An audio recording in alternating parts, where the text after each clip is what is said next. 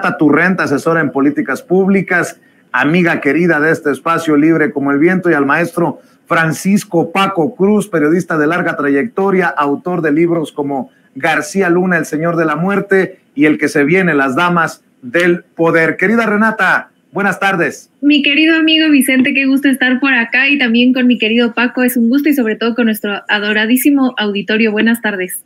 Buenas tardes, Paco, gracias por acompañarnos. No, Vicente, ¿cómo estás? A Renata, muchos saludos igual desde acá, así que aquí estamos, Vicente, para empezar.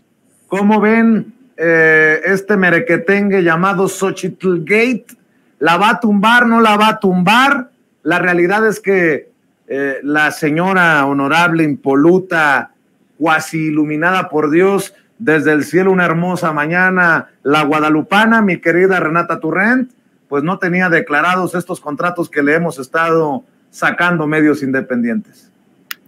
Pues la verdad, como este lugar es libre como el viento, a mí en realidad no me sorprende, porque creo que dentro de las filas del PRI, del PAN, no existe muchos candidatos, candidatas que pudieran llegar a una elección presidencial sin cola que le pise, ¿no?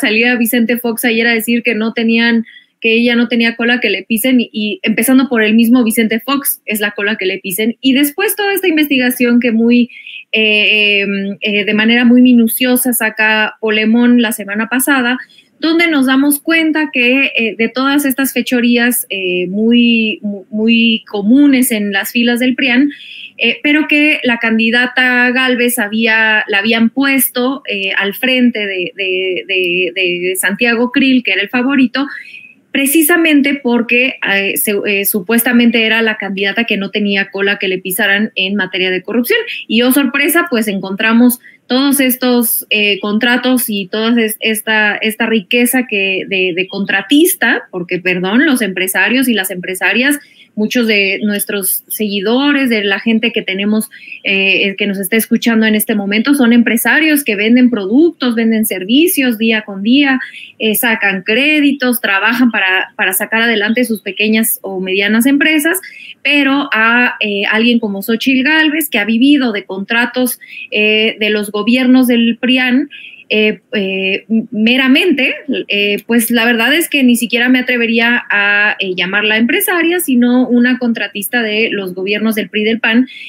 Y esto nos hace entender por qué está en las filas de estos partidos, a pesar de creerse o de autodeterminarse, con todo respeto, de manera engañosa, como una candidata moderada, incluso se autodefine como de izquierda, cuando en realidad pues toda su trayectoria no respalda esta autoadscripción a la izquierda, ¿no? Empezando por vivir de contratos del gobierno que después no publica o no reporta de manera correcta, por la visión que ella tiene, por ejemplo, con el salario mínimo. En una entrevista con Hernán Gómez decía ella que en realidad el gobierno no era el que subía el salario mínimo, sino los empresarios, porque son los empresarios los que pagan. Bueno, me gustaría decirle a la contratista Gálvez que explicarle cómo funciona la política de salario mínimo. La política de salario mínimo es una comisión tripartita donde se incluye el gobierno, los trabajadores y las empresas,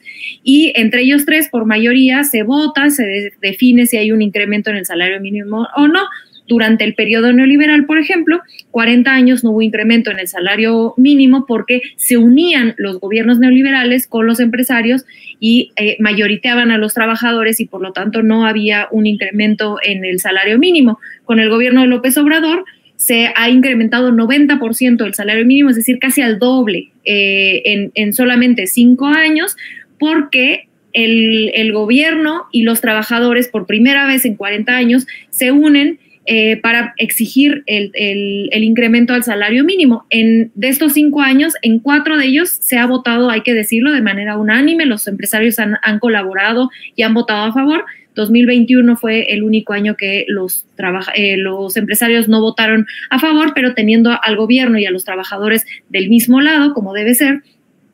pues se subió el salario mínimo. Esto es nada más por poner un ejemplo de cómo